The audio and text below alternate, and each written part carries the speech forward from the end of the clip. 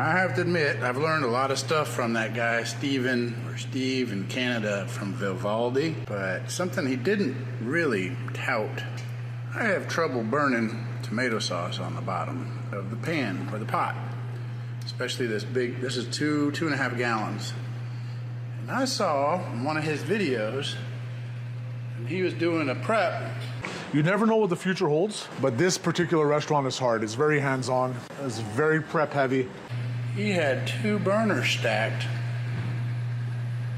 to diffuse the heat a little bit. You know what? I did it today, and then it's not stuck down there at all. Thank you, Vivaldi. That's a good one. Okay, now for the reveal. Nothing stuck on the bottom. Thanks again, Vivaldi.